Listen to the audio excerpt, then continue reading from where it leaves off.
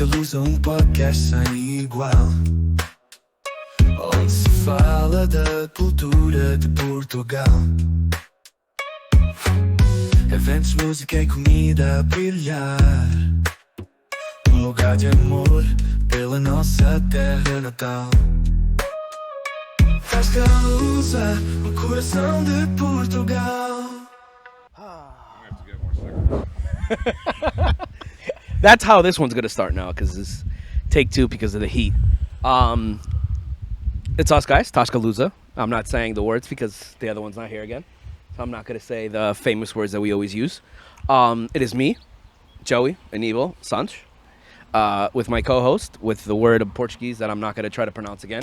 Anfitrião. João Caetano Marcelo, João da Vila, João Serra.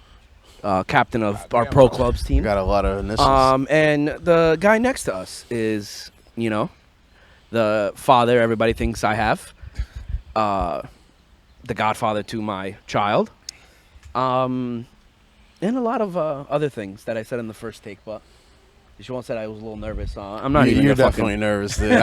Dude, you could hear the voice vibrate every time you talk. We have John Fontes with us. How's it going, John? It's going good, man. It's going good. How about you guys? It's a little fucking hot, dude. Yeah. It's better now. No, this is our first podcast in a while outside because we didn't want somebody having nicotine shakes. Yeah. Yeah. Or caffeine shakes. We also don't have insurance, so if anything happens while you're having nicotine shakes, we're not responsible for it. At least we're on his property. We're in his property. Everything is good now, and thanks for allowing us to record in your house. John, obviously a lot of people know you, a lot of people don't know you. You want to sort of introduce yourself to those that don't know you and actually should know. Oh, jeez. Well, I'm John. For those who know me, they probably know me from Folklore, probably from the band Sidetrack back in the day, and before that, probably from DJing for Omnidisc. I mean, that's pretty much. So that's what started first. You started DJing first before all the folklore stuff, or Yes. I started working for Manny Pino, who owned Omnidisc International. He was the hot DJ. I mean, everybody wanted him for weddings, for everything, and he had a whole crew for younger kids and everything. But he taught me a few things with electronicals and electronics and sounds and all that stuff. Electronical. I know, that was a special word. I'll point out your next one. Thank you. I hope you do. And you know, I started there, and then that was the 1991 summer, and I was going a lot down to Bridgeport. Manel's had the Sunday night dances. There was parties everywhere. It's a lot different back then. And that's how I met Lelo, through my cousin Lisa. And Lelo and I became very tight. He's actually, one of my best friends. I'm also godfather to his little girl. So, and he was in a band called Sidetrack. And I went to their practice a couple times. And one time I was sitting there and I touched the board and I told Eddie, which was Lelo's uncle, I was like, dude, why don't you just change this a little bit? And he was like, oh, okay. And like, next thing I know, I'm being asked to be their sound man. And I'm like, well, I've never done sound man before, and he's like, oh, I'll show you. And that was it. I started doing soundtrack. I started doing sound for Sidetrack for, oh God, until the very end. And then I even did sound for BOD, which was the American version of Sidetrack. And then it just got too much, with kids and everything, being out all night and coming home the next day was just too much. So what year did Sidetrack started and be around? Because like when I came to the States, Yeah, they weren't around. They weren't around anymore. So like obviously, I came in at 12 to the States, and then I go to a festival or I go to the club. All you hear is, dude, no meu tempo, quando havia o Sidetrack e quando havia o Eurosound and this and that. Era todos os fins de semana ali no Amanel e isso tudo. Yeah. Like, so Sidetrack They were around for a long, long time. I think Lalu was probably 12 or 13 when he was their drummer. Holy shit. You know, and I met Lelu around the 18 years mark, probably. So A very long Sidetrack, time ago, if people were wondering how old John is. so Sidetrack was around for a long time. I mean, they were around for a long time with me, and Sidetrack had a ridiculous following. Our sound was just so crisp and so punctual. Our vocals, which was Lalo and Mindy, were just unbelievable, and we always had great musicians. Our bass and our guitar player in the early days were these two American brothers, Gary and Jerry. You know, just pure musicians.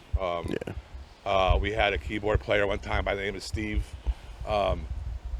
Totally intense, you know. So we had a ridiculous following. We really did. Yeah. And to this day, I still get calls, and they'd be like, "Dude, we'll take care of everything. We'll make the biggest party in the Northeast. Just get Sidetrack here for that one party." Would you? If I could, I would in a heartbeat, because it would be like the festa of the century. Yeah, Because people would come. I shit you not, from everywhere. Yeah. Because that's how. Because if I'm not mistaken, you guys even had a cassette being sold at the malls at one point. Am I correct, or? You would be mistaken. No. But you do have a cassette. There are videos. There are cassettes, unofficial. You know, some people have them. Some people don't. I don't know where to get them. Oh, yes, you do. But you know, there are. One of our best things I have is from us in Farmingville. I forgot what kind of party it was, but that was just a truly, you know. And then our songs were pretty much, you know, we did a lot of the original older stuff, but some of our newer ones were really catchy and happening. So. Did you guys have originals written as well, or no? That I don't know. I know that they were very close to recording one time, and they even had, I believe, some people from Portugal here that were gonna make it happen, but I don't really know what happened. And again, I was just a sound man. So when did so you got in '91? I'm Yep. trying to remember, because they were the band at the anniversary for every year, almost. Yes, and they were free of charge. Thank you, Sidetrack. But it was maybe what, 99, 2000?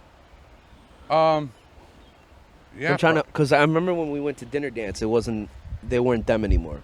I could be mistaken though. So I'm trying to think of what was the year that Sidetrack ended and BOD started. I'm trying to think of, is that 99, 2000? probably around there. I don't know for sure. I mean, I'm sure I could probably look it up somewhere, but it was. I had to be in there a good 10 years. I mean, Holy shit. you know, because we went everywhere. We even played down in Virginia. There are Portuguese people in Virginia, if people were wondering. Manassas. Yeah, there's a Portuguese club there. Yep. Yeah, it's nice. That's where we used to go. Holy shit. You know, but, you know, that was that. And then, So from that starting, like the DJing, all that, around 90, 91, right? That was around the time that Recordações started. yes. Now, were you there for the inception, or were you one of the ones that got brought in the beginning? So I was not part of the original 6 or 8 people that said, let's start a rancho. My cousin Lisa was, this girl Martina, Zebu, Amandiu, Anibal, and Eddie. I think that those were the ones that sat at an Almanel's table during one of those dances and said, hey, it'd be pretty cool if we do a rancho. So I was not a founding member. I was, however, there at the first practice. I don't know if what I did is called dancing, but I was there, day one. And the cool thing that happened was that everybody was there fresh. Nobody came from anywhere. Just a bunch of people trying to make a rancho. So with the exception of like a handful of people that have danced many, many years ago in the 70s at the other Bridgeport ranchos, I don't think nobody knew what they were doing. So, Aníbal was very, very crucial in the very beginning because Aníbal was probably around 18-ish. And when he danced as a younger kid in the Bridgeport church and club or those older groups, he still remembered some of the dances from back in the day. So he was very, crucial in the very early days to teach everybody the steps and some of the moves and all that good stuff. So, I don't know if You alive? I don't know. Yeah. I'm like trying to absorb everything. I don't know if you told me this story, right? It might have been you, but then we brought it up with a podcast we had with Lopes, right? Because Lopes said that his father should have never opened the hardware store. He should have opened up what was it called? Newscast. No newscast. It was a tourist. Like a tourist guide a thing. tourist guide center, because the story that you've told me was like the founding people took a trip out to Jersey one time to have a conversation with Manny Lopes. Yes. Of the direction of what they think. And it's funny because we had Lopes on, Manny Lopes' son, and he talked about how people used to go to his dad's shop to have conversations to him. Yep. And not even mention you guys. So obviously Yep. It wasn't just you guys that have done stuff like that, How do I work? So, like, did you go? Were you one of those people that went down there to have that conversation with him? Yes. So, what happened was, after it was decided that we were going to start this group or give it a go, it was recommended that, and I don't know who recommended it, but it was recommended that, hey, go see this guy Lopes. He in Newark. He has a hardware store, but he's the guy from Rockar North back in the day. That's what was said. So I want to say it was 4 of us, maybe 5. We hopped on a car and we went over to the Newark hardware store and we talked to Lopes. Great man, very He's nice. He's the talker. Yeah. Excellent man. And I got a next story with Lopes. So we sat there, we talked to him for a long time. He told us, back then we made our own uniforms. So he told us where to go to get the right clothing. He gave us a lot of ideas of, what you can and can't do and all that stuff. For people who have never done it, it was very, very inquisitive. So fast forward, to the 2000 something, we got invited to go dance for Aida's anniversary. Mm-hmm. And we were sitting there, and who was in the crowd? It was Lopes, the old man. And he came up to me and he's like, I know you. I was like, yeah. And we were talking, and I go, well, back in like 1991, we came. He's like, I remember you guys. I was like, yeah. He goes, yeah, I remember you guys. He goes, well, this is the fruit, He goes, oh, I got to check it out. And then after we danced, he came and he actually gave me a hug, and he was like, really, really well done. So Andrew, his son, danced for 8 at the time. Yes. Yeah. Yes. And another side story from that is, you saw another one of your friends that night that go back very long. And I'm gonna see if you remember who it was. Manny Arujo. Yes. He was. You said that he saw the name on the flyer and he wanted to see if it was still the same group. So Manny Arujo was not dancing. Manny Arujo danced for. I think he was at Portuguese at the time. He might have been a better concert at the time already. Yes, yes, yes. But he wasn't dancing that night. No. So Manny Arujo danced for Elizabeth's group. He was the lead guy for I can't tell you how long. The Pump of Elizabeth. They're in the Pump of Elizabeth. Yeah, and me and Manny became really close because way back in the day, Manny would come to Bridgeport and dance and then go back to Elizabeth and dance along with a player called Branco. Oh my God. Branco was an amazing player. Manny Rodas was another one. And this little group, I think Savvy was part of them. This little group were so like folklore driven that they would literally dance for Elizabeth and dance for Bridgeport. That was in the 70s and 80s. Yes. That you talking about that group of people, yeah. So me and Manny Arujo became very, not close, like we hang out all the time, but when we see each other, it feels like we've known him forever. And that night, he's like, he was sitting in the bar.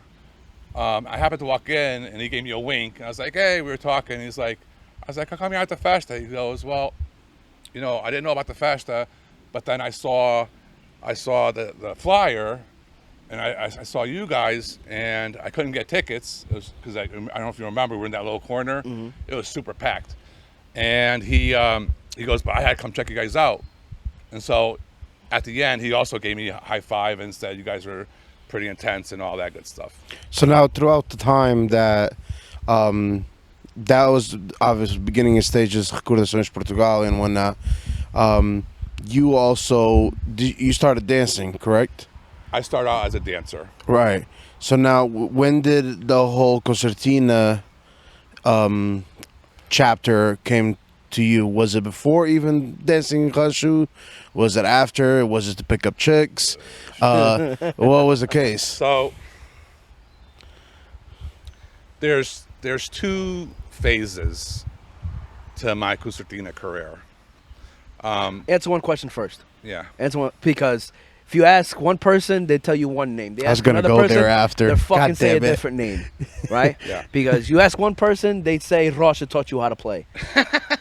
You ask another one, they'll fight to the end that it was in tunes. You say somebody else, it's Lelu's Uncle Eddie that gave you your first lessons.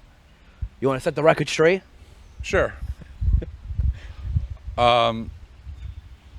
Took my question. God damn it. Rasha, Rasha's a very unique individual. Great showman. Yeah. Great showman. Sings, plays any instrument, great guy. The only thing I learned from him was how not to be a dick. So, no, he did not teach me how to play. And quite the contrary, whenever I started playing, I used to bring a lot of my friends from Long Island and here and there, and we used to get together at the Port Cafe. And it wasn't like an exclusive thing. It was, when people found out, everybody came in and joined, and it was a good time. And whenever that happened, he would be there up to the point that we started playing, and then he would pack up and leave and say, lesson time is over, whatever that means. So, no, nothing against Rasha, but he wasn't my teacher. My original teacher was Eddie Martins, Lelus's uncle. And this is before I knew Mario. And Eddie had students that went to the world competitions. And I think he has one girl in Bridgeport that actually won some kind of world event on the accordion. Sophia? Eddie was, huh? Sophia? I don't know the names. But Eddie was an excellent accordion teacher. Very old school. The parents would give him permission to beat their kids. No lie. He would hit you with a sandal. He would, if you weren't practicing or whatever. And, we don't condemn any of this, by the way. And even in the rancho, Eddie used to have a little rancho of like younger kids, and homeboy would he would see you in the circle, and if you were off, he would launch his Santa-like hit you in the back of the head, and boom, you were back to normal. Very different times. So because he was this great accordion player and teacher, Lalo's like, dude, talk to my uncle. So I went to him. I was like, Eddie, can you teach me how to play? He's like, well, no. I was like, oh, that sucks. He goes, I don't know how to play the concertina. I play accordion. And that's my early lessons of the difference between the two. He said, what I can teach you is how to keep a rhythm.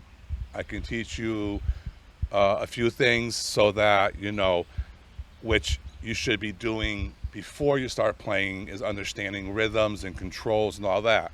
So yes, Eddie did teach me that. And for like 6 months to a year, that sucked. Very boring, but I played my ass off, but very boring, very blah, blah, blah. Then through Sidetrack, through Mindy, our singer, I found out that her brothers actually, There's a group of them that all play. that whole family is just concertina intense, and folklore intense, and old school intense. So Mindy's like, I was like, hey Mindy, you know, can you give me an insight to your brother Mario? You know what I mean? Tell him I'm a good kid. And so I met Mario, and me and Mario just clicked. It was like, you know, it was just the weirdest thing. We just clicked. We became friends. Like, we still are friends. We just last year, the year before, we were both in Portugal, and we actually met up and had lunch and chilled. Now, at that time, they already lived in Long Island, or? They've always lived in Long Island. Okay. No. Yeah, Long Island. Yeah. They moved farther out after. Well, they moved to Portugal for a couple of years. Yeah. For good, but then they came back. And when they came back, they moved down more towards the end. Towards the Yeah. Other side of Long Island. They moved out of Mineola area. Definitely. China, please tell somebody.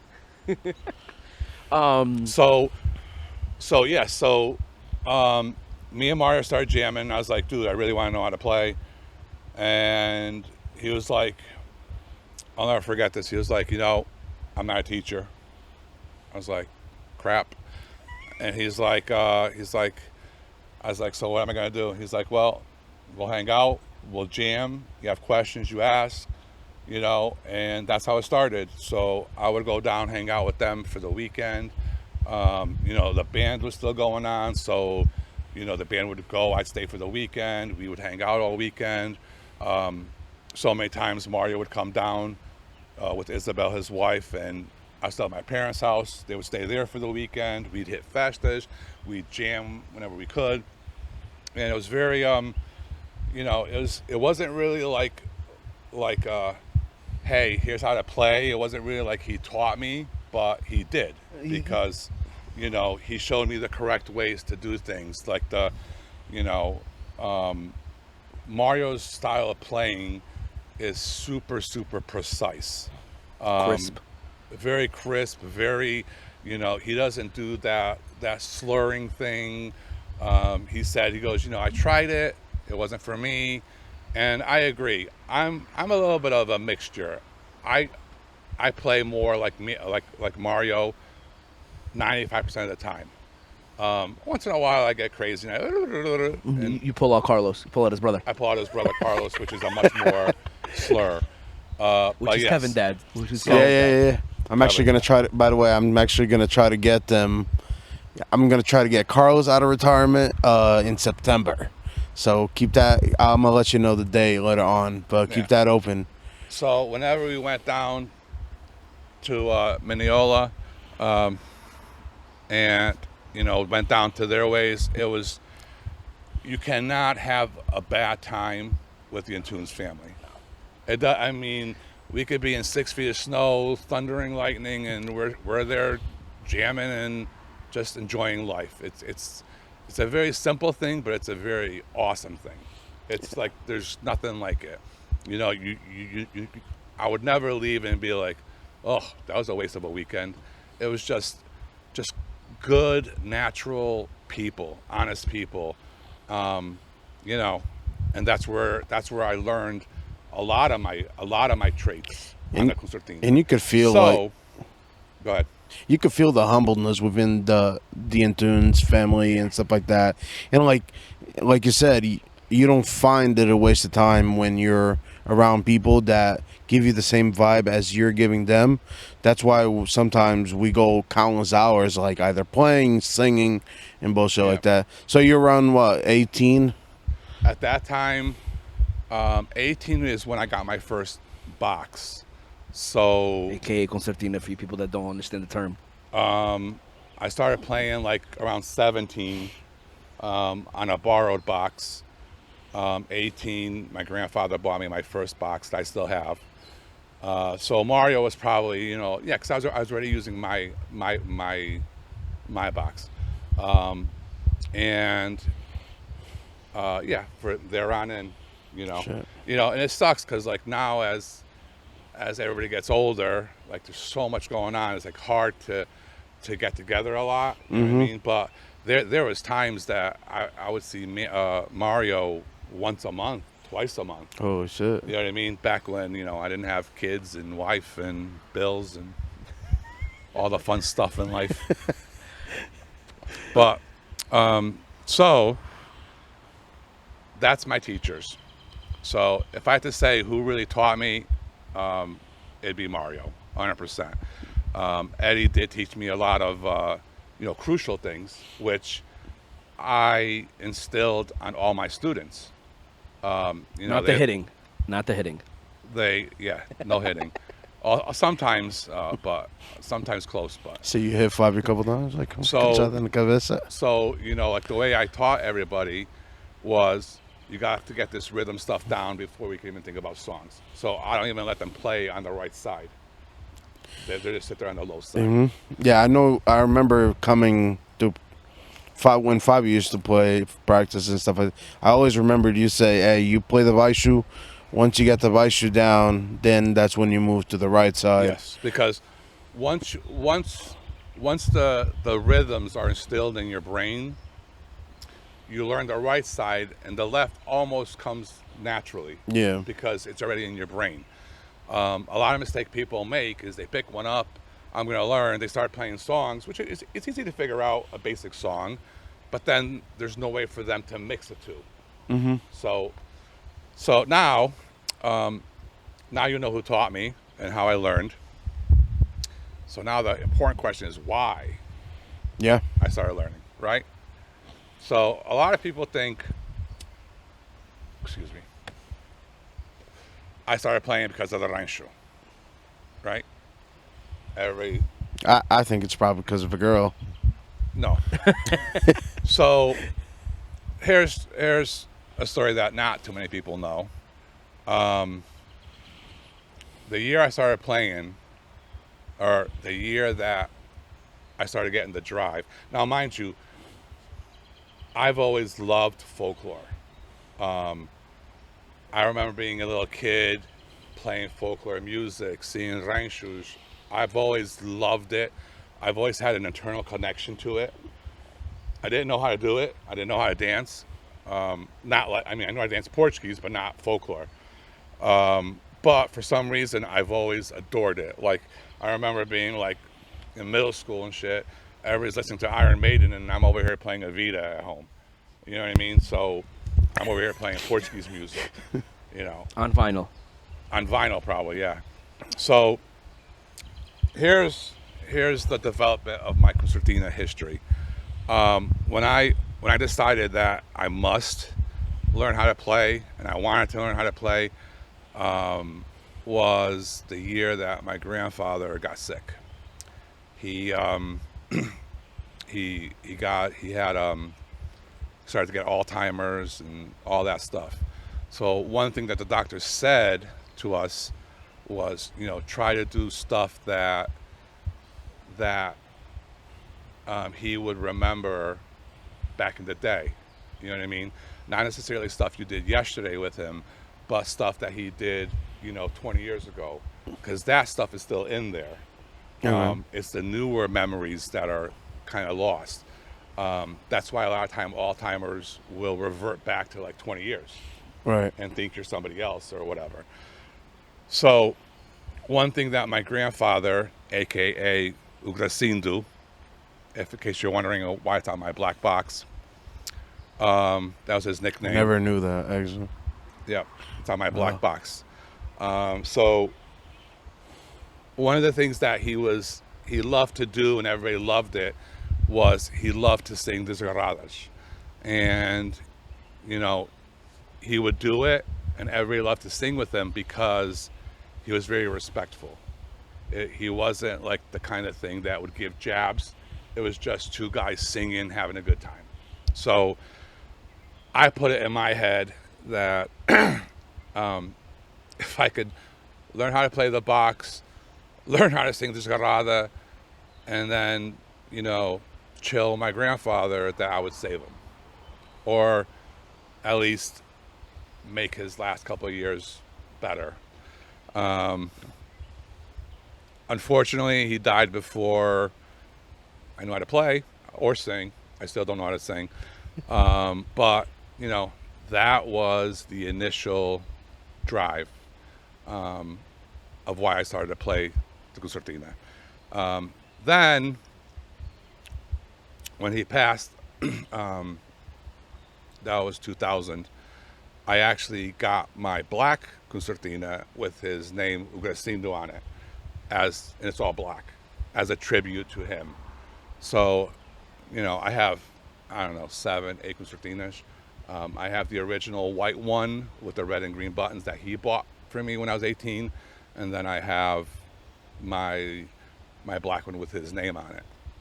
So fast forward a couple years, you know, I was still learning how to play, you know, the whole 9 yards. Then it became more of a, I want to know how to play.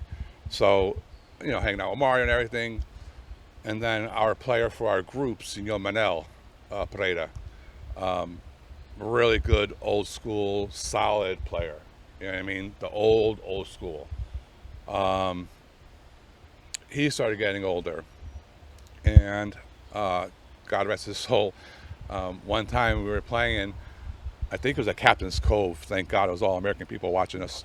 And I looked at him, I was like, Simonel, a Ruzga. And he started playing a Vida. And I looked at him and go, Simonel, a Ruzga. He goes, what's up with you, a Ruzga? And I'm like, oh crap. So on the spot, we had to change from dancing the Ruzga to another song, you know, because he started getting, you know, Alzheimer's or something. And then, you know, obviously it progressed. You know, he started going to Portugal and not telling anybody. You know, he'd go to Portugal for 3 months. And then we'd be like, where's Simonel? And oh, he's in Portugal. I was like, crap, we have a whole summer of Saidas, you know. So at that time, I didn't know how to play enough. I actually paid players to play for us out of my own pocket, just to get through. And then from there, it turned into like, if Simonel was here, he would play, no questions asked, no big deal. If he wasn't, or he didn't show up, or whatever, I had my box, and I would start playing. Yeah. Now, sorry to cut you off. Now, that was the time that was already Recordações Portugal non-profit, not part of the club. So we were only part of the club for under a year. Okay. Or 2. I don't know. So Recordações Portugal started out as independent, right, on our own. Within a year, it was decided that it was better to go to the club. So they went to the club. It was like a 50-50 shot. 50 people wanted it, 50 people didn't want it, but the group went. We were there for, I don't know, maybe a year or 2. But then, you know, there's a lot of head knocking with the committees and all that, you know, over stupid stuff. So I don't want to get into details. I don't want to bash anybody, but the group decided to leave and go back to being independent. So the group went independent again, and thank you.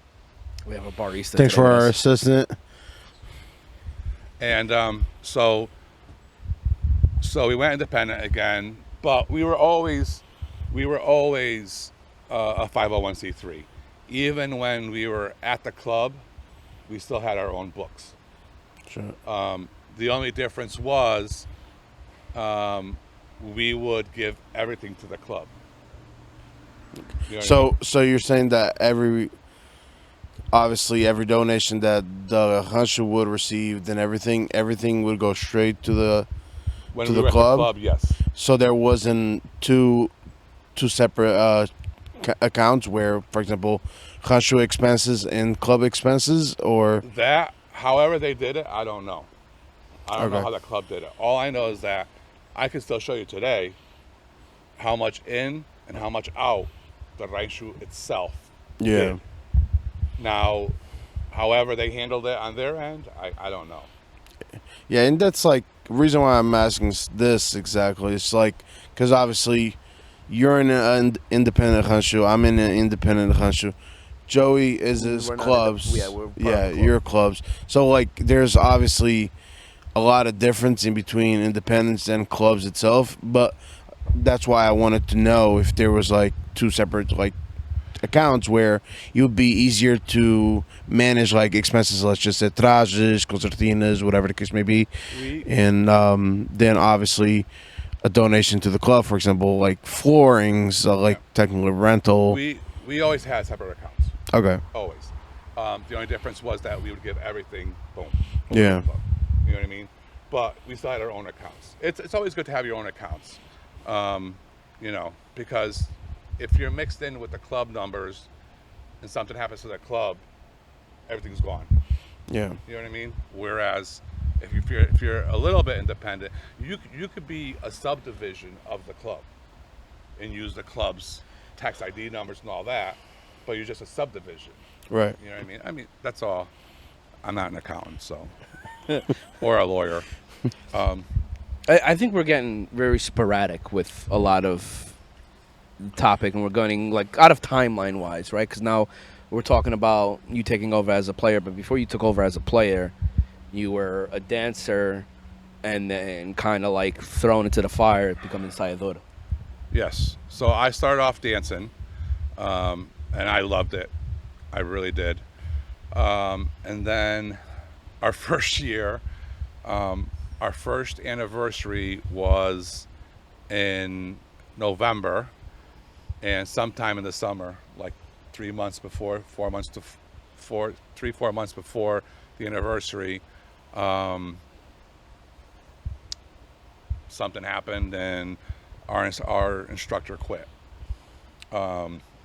So somehow I gave the impression that I knew what I was doing. So the keys were thrown at me and said, "You take over." You picked the keys up? No, they hit me like right here. They hit me here and they fell.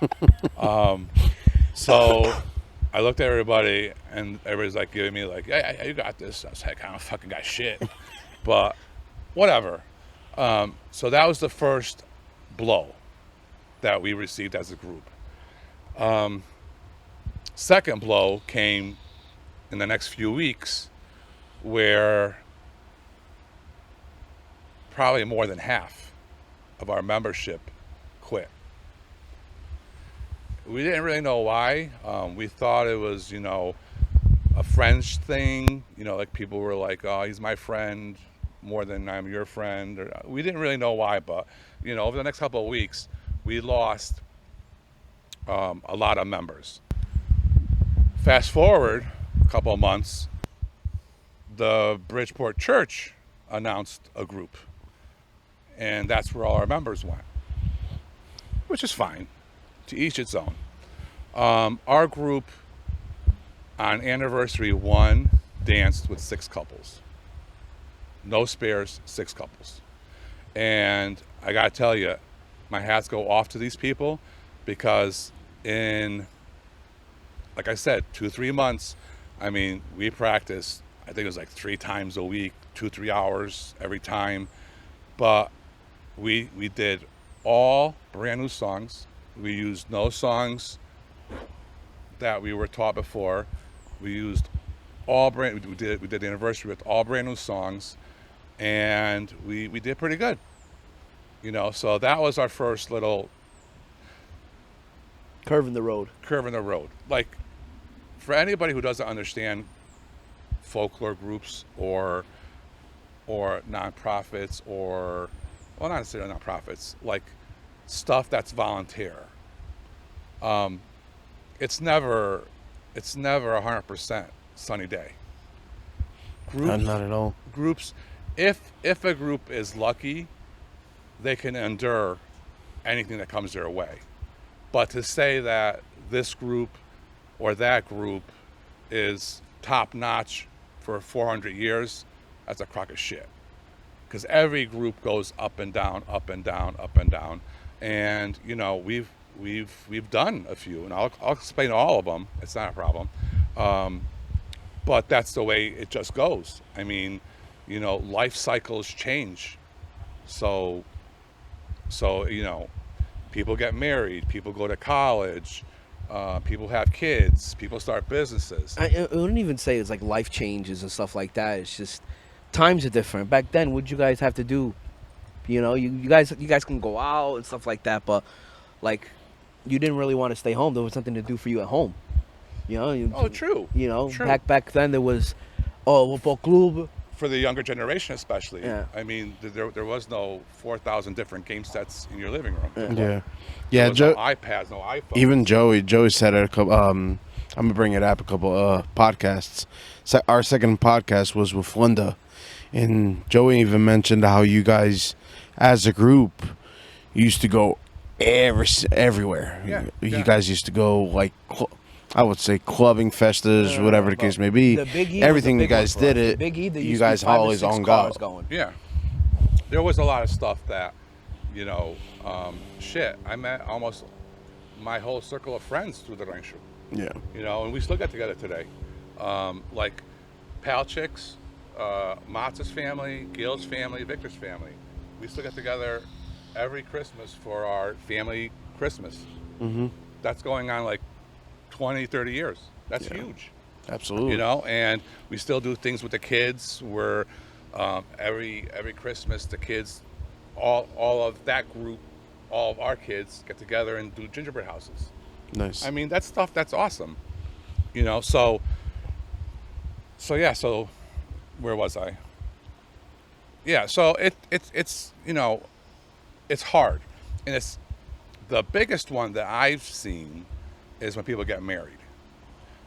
That's the biggest challenge for ranchos, because there's 2 things.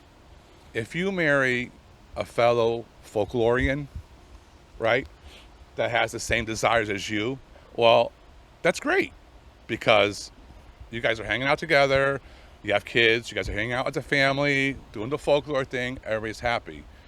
However, if you marry a non-folklorian or a non-pork chop, or, somebody who looks at you and says, why the hell are you guys all looking in that funny clothes? It's very hard to explain somebody the dedication if they're not in it. Exactly. The dedication it and takes. not only that, like, it will become taxing on your marriage, because, you know what I mean? Like, a rancho is a lot of time, especially if you're running the show. If you're involved in the committee, or, you're the inside of the loading, you're figuring out dances, it is a lot of time. I've joked plenty of times and said that I put in more hours for rancho some weeks than I do on my own job. You know what I mean? And it is true. I mean, sometimes no, but a lot of times it is. And if your spouse is not into it and is okay with it, power to you. But very, very few, because normally, a marriage, you want to do things together and you can't do stuff around folklore. Mm-hmm. So that's the biggest one I see, is when people get married, and but Yeah, it's just we've seen it a lot, and like This breeze feels so good, by the way. yeah, he does. But for example, one thing that I've taken from you, I know the amount of hours you've always put in the rancho and stuff like that. And obviously, luckily, you got married to someone that is also we're also in the folklore Has a tolerance for it. has a tolerance for it for sure. So, but that's one thing I've noticed when I started running Blizzard's menu with obviously the comissão and stuff like that was I told them straight up, hey, outside of rancho, we still have lives, we still have jobs, families, and whatnot. Let's dedicate ourselves a day aside from practice to focus on it. Yeah. But then it comes summertime, you have those extra hours. You really have to do those extra hours because you have saidas. You got to make sure let's just say you go to out of state that is more than an hour and a half. You need to get a bus. You got to make sure everybody's is well behaved enough just so they don't look like an idiot.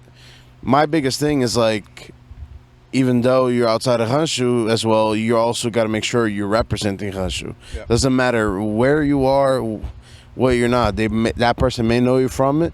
So if you act like a dumbass, they're gonna convert that to being go guys do rancho andosar marimburro. You know what I mean? So it's like a lot goes to it, and Yeah, I mean, you always have to keep your eyes open, like especially when your group goes somewhere, because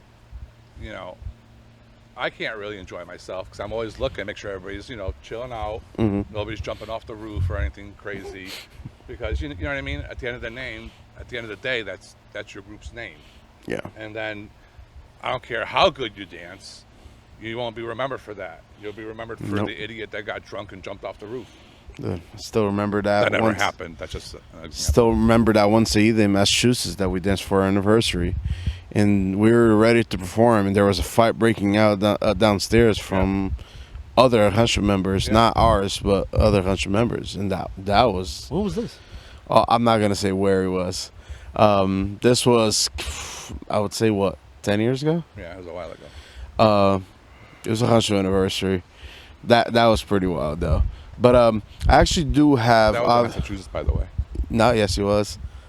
Yes, he was. I'll off air. I'll let you know. I'll tell you which one it was. Yes, it was. It was. It was. We actually did a new song. And it was singers. Yeah, we did a new song. Moms and singers pulling hair. In the line, ready to go in. Yeah. The fuck was I? No, you weren't in. I don't think you were in a group You at know the time. you know these people very, very well. Oh yeah, but We've sat in their kitchen and had I already know. Never mind. Got it. and we played concertina, eating And I know queijo the and party. presunto. And I know the party now. Yep. And I know the party. yeah, that was intense. Yeah, he was. I do have a question because obviously you became ensaiador and stuff like this. Now, and I've said it multiple times, and if you want to blush, go for it. If you want to cry, you could do it too. You, as a choreographer, I said until today, no one touches you. I was just gonna say that. No one touches you. Yeah, to your own horn, it's fine. But that I've seen out of every rancho and stuff like that. I don't know how you do it, if you dream about it. How do you? God My comes question to midnight. is, how much money you got? I'm not. No, I just want to. I don't even want you to teach me or whatever the case may be. I want to understand what your concept of thinking through a song is. Do you dream about it? Do you right. look at a song or hear a song and be like, "Oh, this would look good at this tempo" or whatever the case may be? To backtrack a little bit on what you said, we've had. You're welcome, by the way. Huh? Huh? I didn't hear you. I said you're welcome, by the way. Thank you. So we've had, I think the last time I checked the numbers, we've had over 600 members from day one. Obviously, right now we don't. You know what I mean? People move on, whatever. The one thing that, and for the most part, I would say 90% of the members who left on good terms, left for, whatever reason, whether it was a disagreement or whether it was like, it was talked out.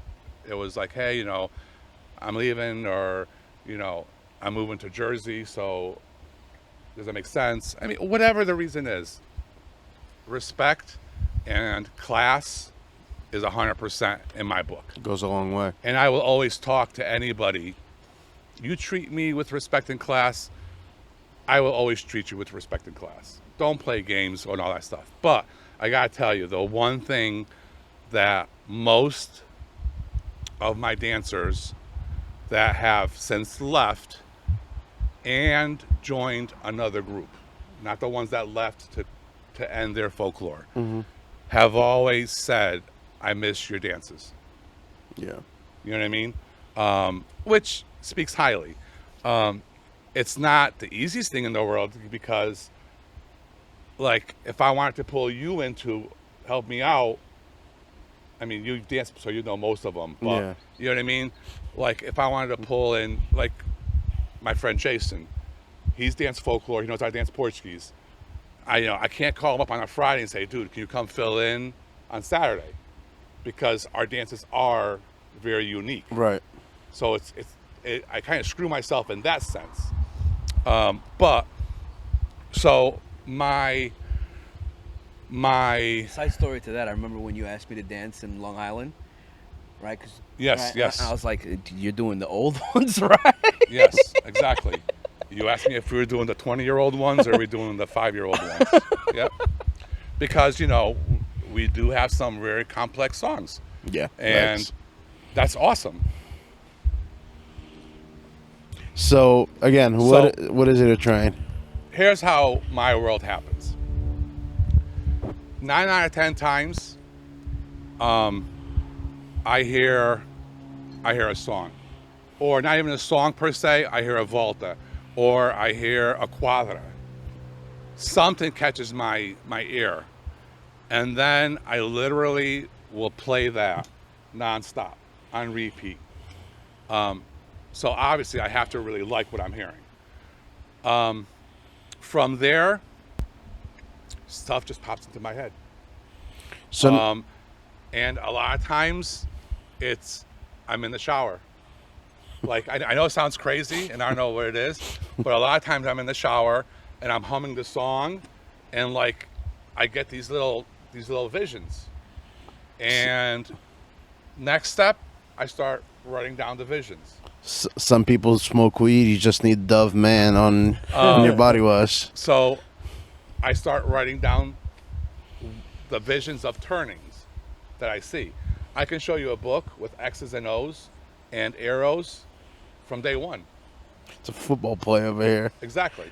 But you also didn't have the luxury that we have now, that people are in charge, where we have YouTube with an extreme amount of inventory we can watch and we can see what other people are doing. You had whatever was around, and then whatever is in your head that you're imagining. Yep.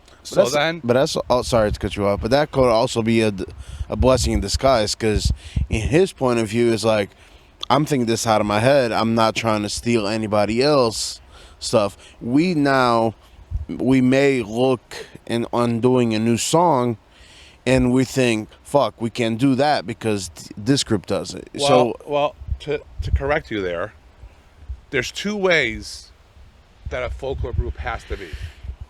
And it's okay to be a mix, right? One way is 100% original. So 100% original means you go back to the 1960s, 50s, 40s, 30s for whatever song you're doing, right? However they did it, which was pretty simple, you do it. Mm-hmm. Music, lyrics, dances. That's 100% original. Nobody can comment you on that at all because you're being true to the original song, to the original group back in Portugal. That 100% acceptable. And some groups are or were strictly that, back to their hometown in Portugal. Okay. I could vouch for that. Now, the other way is originality, where you do your own, which is what my group does. Right?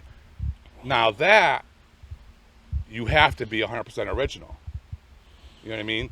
I can't watch your group dance or your group dance, steal your song, steps and music and lyrics, change the name of it and say, oh, this is my new song, because that's bullshit, right? And that's happened to us. I've gone places where I've seen my songs fucking being done, and like some weird turns. And I'm like, whoa, that's not fucking original. But whatever. Who's that Leonardo DiCaprio meme?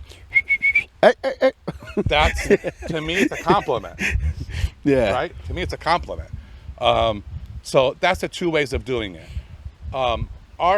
My songs are, there's not one song, and we have about A lot. 30, 35 songs in my list. About 35 songs. I mean, we're 30, 33? You're from 91, 33 right? years old. You'll be 33 this year. I'll Yeah. be 32. We're going to be 33 years or so. So, I mean, that's a lot of years of, and that's not even counting the ones that we've morphed into new songs. You know what I mean? Or, you know, we've changed things in X1 and now they have another one. I have about 35 or so songs. I sleep at night 100% because I know that that's all my shit. Yeah. You know what I'm saying? Music Cuadras, you know, some of them are original because they're just, they withstood the test of time. So Cuadras are original. You'll never hear me sing So Dominio, because I'm not. You know what I mean? Like, if a song says whatever, I'll change the words to Maria or to Laura or to Slash, depending on who's singing with me, stuff like that. We have probably half of our songs have our name in it. Talk about us. You know what I mean? But I'll give you another twist. Like I said, all my stuff is original. Okay. One time, maybe, I don't know, 10, 15 years ago, Joey busts out a video from, it was black and white. I think it was recorded with something like this still. And it was this group in the 30s, right? Doing one of my songs. Not 100%, but one of my voltas that I thought, shit, I invented that shit. Yeah. You know what I mean? So, did I steal it from them? No, because I don't know who the hell they are. Right. You know what I mean? But it just goes to say, even though you invent all your shit, I mean, Doesn't mean think someone about else it. may have There's a it. Vida, there's a Shula, there's a Mayao, and Canaver. There's only so much stuff you could do. Yeah. You know what I mean? So some stuff will look the same, but So, I just have one more on that note. I know before I hung up my boots on the Recordações Portugal era, we don't wear boots. That's awkward. you know what I meant. You know what I meant. But when I ended up leaving, I know you tried to at one point try to make a song where you could medley a Canaverde, a Vida, and a Shula. Yes, I've tried that 3 times already. Did you? I was gonna say, have you even considered redoing that, or? It's always on my mind. I think it'd be a nice freestyle thing to do. I just can't make it. I haven't been able to make it a smooth. I don't want it to be like, you know, blah, blah, blah, blah, stop, blah, blah, blah. I want it to like transition. Right. So that comes my follow-up question, which is, bro. Yeah. oh yeah, he tried doing it and he I've sounded tried it like points, 3 times. but then that would be coming a point that he would have to stop to transition to the other one. So my follow-up question is, obviously, Recordações Portugal representing Minho, how do you think that would look from an outside point stand? As in, like, let's just say you go to Portugal with that song. How do you think that would be taken by? Would they welcome it, or would they just? If I would it? go to Portugal, I would never do something like that, out of respect. Yeah. You know, I go to Portugal once or twice a year, so I've seen a lot of groups from all over the things. Most of their songs are very simple and very traditional. You know, you don't see too many. You see much more freestyle in America than you do in Portugal, because the whole point of that is the history of it. You know what I mean? So this is what I was taught about folklore. Back in the day, before TV, right? what would happen was the villages would go over to each other's village, right? And have like a little competition day. The chickens would fight. Yeah. Not only would it be, I mean, it was a party. It wasn't a war. It was a party. But, and we're talking a long time ago. But, you know, they would bring the folklore. That's their army. And they would battle it out and dance. One would dance, the other dance. They would bring their soccer teams and they would play each other. So, you know, it was a weekend of hanging out and partying, but Friendly competition. with the underlying thing that, oh, we're better. Yeah. Okay? So that's how it all started. You know what I mean? That's why you have, like, every village has their own group. You know, every village has their own soccer team. Not so much now, but that's how it was. So it was friendly competition. So everybody's stuck to their ways of doing things. You know what I mean? Because not so much in Minho, where they're 75% similar. But when somebody from Minho goes down south to Lisbon, and they're not dancing with the groups that are representing Minho. They're dancing with the groups representing the region. That's where you see the contrast. Yeah.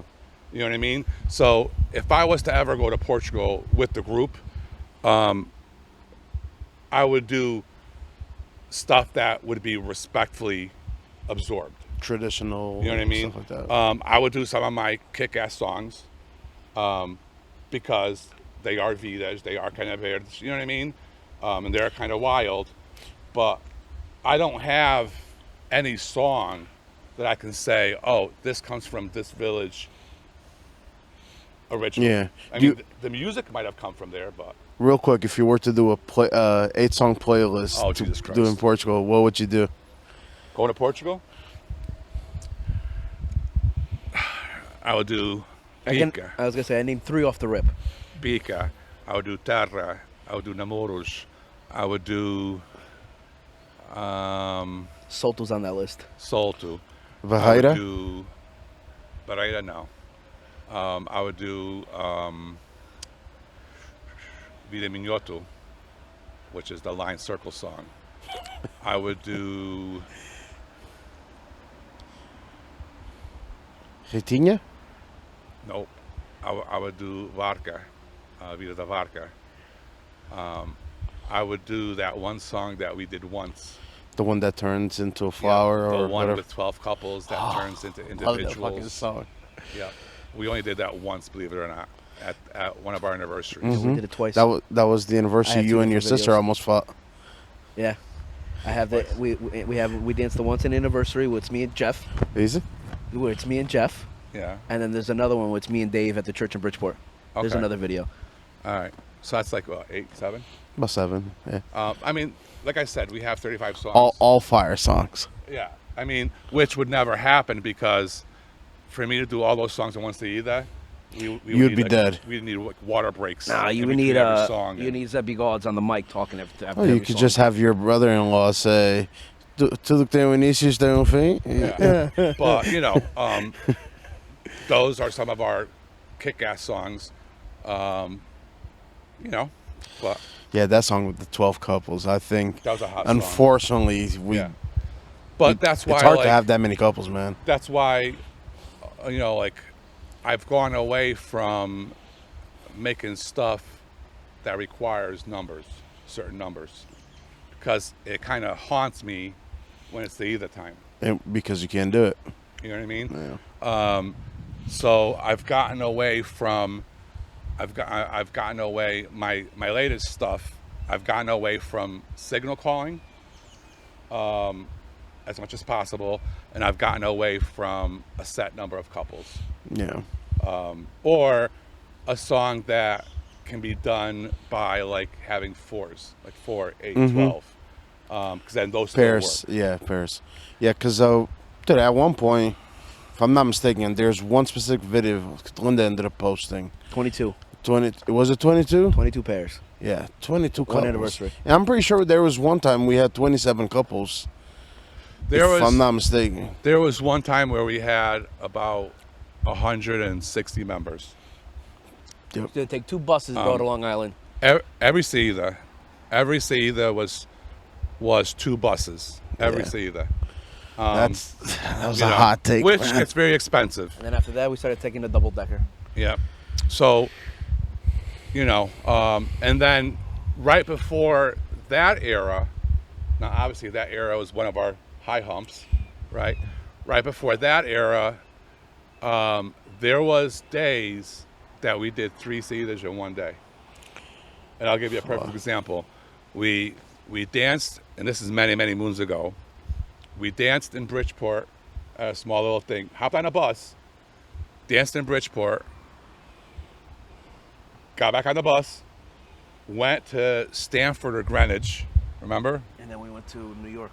Did we go Danced to New York? there, hopped on a bus, went to Mineola. Holy shit. You know what I mean? So, I mean, there is where it is. Yeah, I mean, it's just that. So you more or less say your hot ticket ears. What if you were to choose one ear that rancho was top notch, everything? And I'm not saying that it isn't or wasn't. I think that may be a 2-part question. Because, like, what's your... It's probably going to be hard for you, right? Your favorite year, right? And then, like, your most... Like, the not successful year, right? But, like, the year we had the most All-stars. people or... So, I don't really have... Yeah, you do. Stop. Shut up. No, because, listen... Don't give me this political question. The fruits are on the humps, on the high humps, right? But you also have to have a respect for those 2-3 years getting up the wall with all the hard work that everybody puts in, because you don't just wake up on top. No. You know what I mean? We've been called the best rancho in New England at one point. I mean, that's a perception. Somebody's perception. Yeah. You know what I mean? Would I ever say that? All the time. But I've always had pride in my group. I've said this from day one. I will put up my group against any group as a friendly thing. Yeah. I don't believe in wars. It's fucking folklore, people. It's not that serious. But I always have. I mean, you remember me saying that plenty of times. In our first 10 years of existence, before, everything became so expensive, we invited the best group that we knew of at the time. Our padrinos are Valdolima. Valdolima was they were like robots. They were so precise. Yeah. You remember Valdolima? We invited Farmingville, the old Farmingville, with Alfredo playing. These fucking people were like intense. You know what I mean? Super intense. We invited them. We invited Elizabeth when it was Branco playing and Manny Arujo dancing lead. They invited Elizabeth Mino. They were like 110 miles an hour, man. They were so fast and so precise. It was like ridiculous. You know what I mean? We invited Blizzard's Dominion one year. We invited Terrytown. Now Terrytown hasn't had a group in how many years? Long time. But we I invited never Terrytown. knew Terrytown We had a invited group. Hartford. We invited Danbury. Danbury sat there and did a malhada on the church. Oh shit. An actual doing a malhada and making queijo. Hartford we a couple of times. Yeah. The only ones that have never came was Waterbury. Yeah. And I was gonna come to that in a little bit. Not that they weren't invited. Yeah. Let's make it clear. I invited them plenty of times for different events. They have yet to show up. So I was gonna ask you that, but let's finish the question and I'll bring it back after. What was your second take, Joey, on that question? No, the first one, what was your favorite? I could tell you my favorite year, right? Where playing wise, dancing wise, I thought was amazing, right? And my favorite year is 97, 98. And I wasn't even fucking dancing yet. 97, 98, when I think it was only you and Manny. Yeah. You had probably Tony. I don't remember. I don't know if Tony was in it yet. Tony came right in with Manny pretty much. Right. Tony Moreno? Yeah. And for some reason, right, and then you had Vasco's brother singing. Carlos. and it was Laura and Maria singing. Yeah. That year, the group around those years, Lalo was still heavily involved. I think that's like Pump, right? Yeah. And then I think that's like when Gil, Mott, Shane Right. were still dancing. Yeah. Bobby, Yeah. Blairy, I think was still part of the group at the time. Yeah. But like successful and like where we had numbers, nothing competes to like 2012. We had 2011, 2012, we yeah, had- for sure. we had, you know, and I still remember we had a song that fucking Bobby couldn't fucking get. The Entrada. Remember, he couldn't fucking lead it. All about to pay? So we fucking had not 24 fucking pairs. We had 25 because John had to dance the Entrada. Yeah.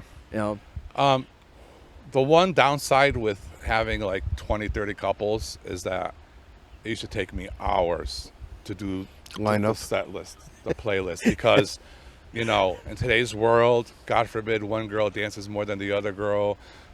God forbid, you know, a boy's fascia is too long. So it was tough to make, you know, and after 10 songs, 20 couples, switching people around, I used to have a tally. Okay, she's dancing 6, she's dancing 6, she's dancing 7, 4, you know what I mean? And a lot of it obviously goes on your ability. You know, if you only know one song, you're not going to dance all 10. But, so I don't per se have a year. My biggest joy is at the end of the Saída. Like, certain Saídas, you just walk out of there and you're like, oh, that's awesome. You feel it. You That's- feel that. Dude, we just did a wedding, Fernando Tavares, at the Aria here in Prospect, beginning of June. It was our first Saída back this year. All I had was eight or six, 8 couples, right? Decent couples, like all decent couples. We hammered out 4 songs. It was only me playing. I had Trish on the drum. And we did, you know, basic está aqui. We did basic terra, entrada, saída, via geral. The crowd was so pumped. We were so pumped. It felt like we were dancing, you know, in Ludlow, Yeah. like on the stage, with all these spotlights. And that You know what I mean? That's when it's all worth it. When at the end you're like, oh, that was worth it. Do you have a favorite Saída throughout the years? There's so many, man. There's so many, and a lot of it is not even like the Saída. A lot of it is the people involved. Yeah. You know what I mean? Like, I love going to Long Island's because, you know, anywhere in Long Island, I'm gonna run into Mario or one of his brothers or somebody from those crews Right. back in the day. You know what I mean? So, you know, Yeah, I still remember going to Florida, come over here during the week. There was one Yeah. point you asked me and Fabio to like sleep over to help you with the Yeah. PA, because that was around the time you changed the whole PA system. yeah. Well, because now this is one thing that we do that most groups don't do. We bring our own PA. 99% of groups don't do this. Yeah. Yeah. And those That are- I know of is just you guys. and then some try and they fail miserably. But again, I have my sound experience. So in the early days, we used to go and they used to bring down some mics from the band. You know what I mean? You start playing, you got all this crap going on. I'm like, crap. And like, what bothered me is that I know I can fix it. I can do it better, but I can't control it. So I think it was 1995. I told the committee, I was like, listen, we have to start buying our own stuff little by little by little because this is crazy.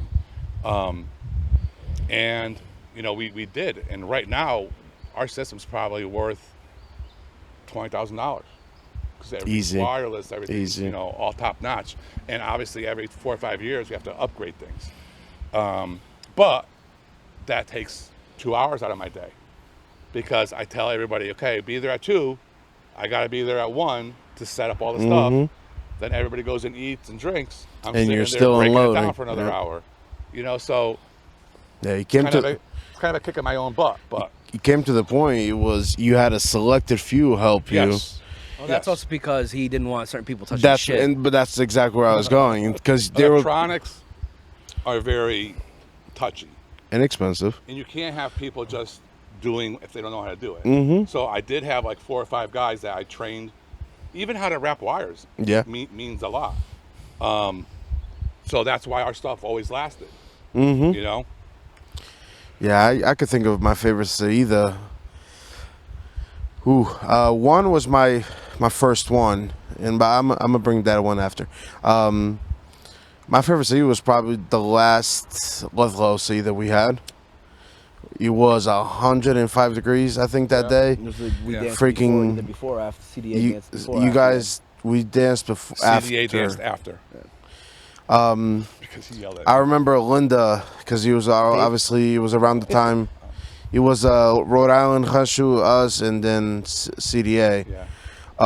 Linda ended up tying it so hard that these girls had to go under the convent for some shade because, dude, those lancers were tying the shit out of their heads. It was too hot, but for some reason, I don't know, we did phenomenal. Yeah. I don't think one person messed up that day, and you like my. That's crazy. I was in a different group, and that's probably my favorite cedar.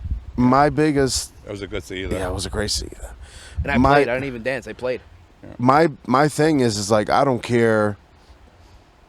I don't care where we are. If you, to me, a public like the public view and the crowd that feeds off to what you're dancing, is what will make a dancer even go harder. Producer, could I get a Super Buck, please? Thanks. But that's what makes the crowd go even harder, especially if you hit a song like Pika. Pika, I think, a whole time favorite out of every crowd is Pika. Like, once you hear that concertina speed up and you hear the bump following it up, and the castañolas are on point. Depends who's playing the drum. Again, We've had some horrible drummers. we've also had some phenomenal drummers. Yes. But he just overplays it, and then you have one of my favorite cities, obviously more memorable, was my first one, Sampaio, because I joined October 28, and my favorite city was September of 2009, which that's going to bring me to my follow question. Back then, there was this thing where we used to call it Rancho Boot Camp. Rancho Boot Camp was a big thing. Being prideful and wearing the shirt and the traje and just a faixa was a big thing that led up to being proud of where you were. And obviously I had to learn. I remember it was me, Danny Wood, Nikki, Miss Saptudu. We all went in at the same time, and we all literally had to learn every single song before we got our clothes. I think it was 5. That's what the rule said. Oh, that's what the rule said. That's not what happened to me. Damn No, right. sure you were committed. No, mother. I had, but that's what it was. You had to show commitment. You had to know at least. Again, he said 5 to 7 songs. That was the rule. Again, I don't know if it was because I've always been big and he didn't have shirt for me. I don't know what the hell it is. Well, again, that's where I learned. John literally was the one that gave me a platform to learn how to learn folklore. And I will say, and You're welcome, Asani. You're welcome. I've said it, and I've said it in front of him plenty of times. Even when I quit the rancho, I said it on the text. He probably has it like saved on a hard drive. I said no, I don't do hugs. Yeah, I wanted to kiss you in the mouth, but you didn't let me. But it's fine. But it's fine. But like, that's where he was. And now, do you guys still have still have Rancho Boot Camp? Do you still Rancho apply? Boot Camp, there's 2 parts to Rancho Boot Camp, right?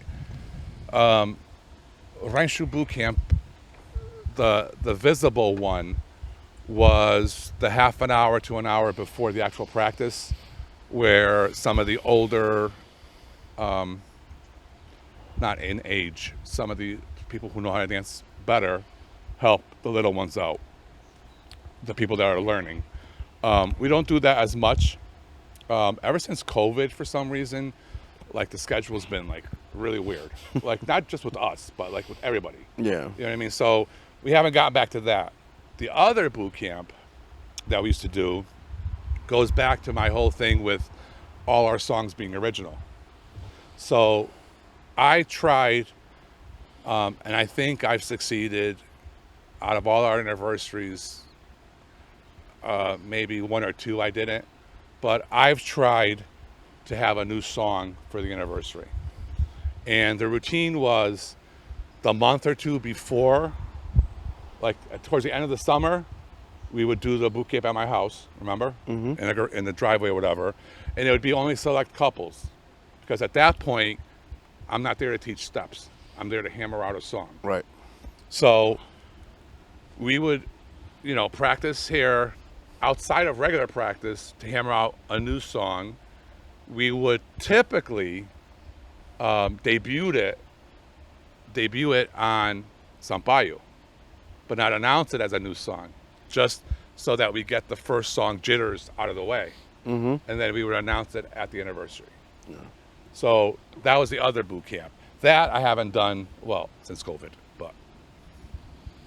Yeah, it's just so many memories. And honestly, it's all rewarding. 30-something years. Yeah, it's a lot of experience, too. It's a lot of time. So it's a lot of gray hairs. Do you want to talk about it, or should I bring it up? Obviously, with a lot of gray hairs comes a lot of heartbreak as well. And you've seen it throughout the years, people leaving, people coming. Unfortunately, people getting sick where they had to leave. And then it's going to be, unfortunately, tragic incidents that may have happened. And one of them was Terry. Terry was 97 when he passed away. Not the age, but the year of 97. Yes. How was it having him on a group? Obviously, Linda spoke about it. She said he had 2 left feet, but a heart of gold where he wanted to learn how to dance as much as possible. And obviously we have a song, and you being you used to be your best friend, obviously. How was it, how much of an impact did it was to having him in the rancho, and then obviously after the incident? So Terry joined, again, this is going back to that first shock where half our members left and we were down to 6 couples. So I started recruiting people, seeing whatever, and I convinced my brother Tony and Terry they would do it if the other one did it, right? Neither of them knew how to dance, right? So they said, let's give it a try. They came to practice. It was horrible. Horrible. And so Terry goes, dude, I can't be looking like an idiot in front of all these girls. I was like, well, I don't know what you want me to do, brother. And he said, can we have some side practices? I was like, fine. Now, Terry worked till 11 o'clock at night. He worked like the second shift. So he would come to my father's house at around 11:30. I painted, in my father's garage, I painted X's and O's in a circle with some guidelines. And that's how Terry learned. Every night he would be there. His desire. My brother would come, every other time or whatever. My brother Tony caught it a little bit quicker. Terry took him a little bit longer, but he caught it. And that's what it was. It was like he was following these X's and O's that I spray painted on the floor of my father's garage. And, he became like Rancho 101, man. He was like, his heart was just all about it. It was the only thing he cared about. So from being someone horrible in his first practice, he became a dime after being polished. Yep. Yeah, and he came on board, and Terry was a very goofy kid. His biggest thing was to make you laugh. So he would bust out with shit in Portuguese that I don't even think he knew what he was saying, but you know, he would make people laugh. And the scariest thing I've ever seen, not scariest, the eeriest thing, was his last Saida. We danced at an old folks home, and we were dancing Staki. And if you know, it was carpet, mind you.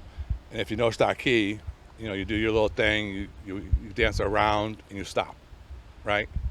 And start all over again. For some reason, Terry was there in front of the camera every single stop. And for some reason, every single stop, he would look over and wink and look back. Now, that was right after he passed, like right before he passed away. Shit. So not, you know, seeing it after the fact, you're like, crap.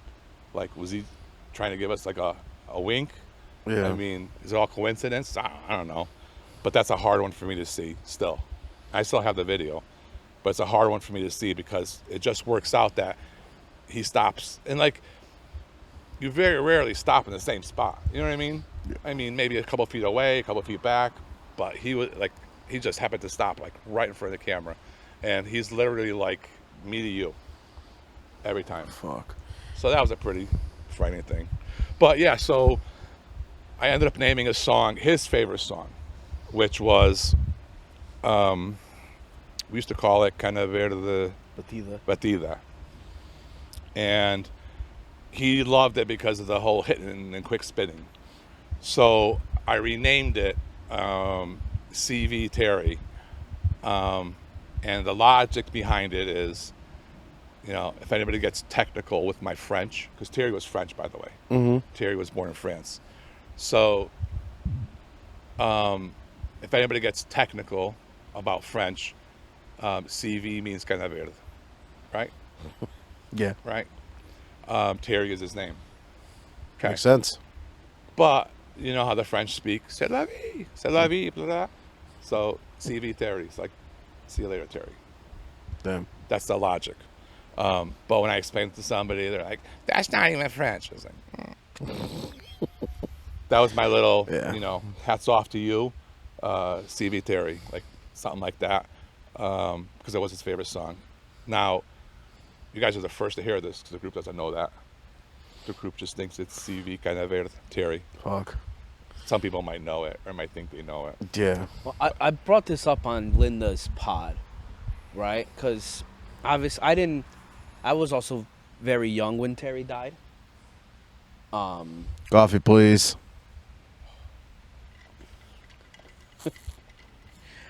I was also very young when Terry died, so I probably didn't understand the significance of it, right? But for some reason, when I started dancing, I knew the significance of the song, right? For some reason, you put that fucking song fucking last, but you always had a burst of fucking energy to dance it. Yeah, and it was a hard song to dance. Yeah. It wasn't a simple song. Before I left, I've said this on Linda's podcast, on Linda's episode we had with Linda. We had very few people, one that didn't know Terry, that weren't in the group of Terry was alive. Exactly. That doesn't know the story behind it, that doesn't understand why a few of us still have the pins on our hats for Terry, that it lost the feeling. Yeah. Now, I don't know, like, I forgot how I worded it to Linda, because obviously we would never get away from the song because it's in memory of him, but we had a point where we had nobody that understood what it meant to us, and it was almost irritating sometimes. Because you know the reason. 'Cause I know the reason why I'm fucking busting my ass dancing this song right now, and then there's a fucking guy next to me fucking walking it. You know? I mean, unfortunately, that happens with time. You know, stuff happens with time. As members left, that knew Terry, new members came in. They don't know Terry. They hear this and that, but it's a lot different like I could sit there and have a 1 hour meeting and explain it to everybody, right? That might bring everybody to a 25% level, right? People that were there, people that went to the funeral, the wake, they're going to be 110% without me saying a word. Terry hung around with us after rancho, before rancho. It was much more than just rancho. You know what I mean? Like I could I could tell you stories. Like one time, I'll tell you 2 funny stories about Terry with Lalo. Terry would never say he didn't know how to do anything. Terry knew how to do everything, right? So we were at Lalo's house, me, Terry, and Lalo, and we were replacing the floor, right? And we were replacing the plywood so he could put new tile down. And I go, we need this 8-footer cut into 4. And Terry goes, I got this. I was like, dude, you know how to use a saw? A skill saw? He's like, yeah. I go, all right, it's on the horses, just cut the line, right? So he goes out there and so I was like, well, something happened. Go check on Terry, right? Terry's walking back in the house with the saw and the cord. He got the fucking cord. He's like, what the fuck happened? He's like, dude, the cord was under. I didn't see it. I go, that's why you have to hold the cord. I don't know. You know, that's the shit that Terry would do. Another time, Lalo's house, right?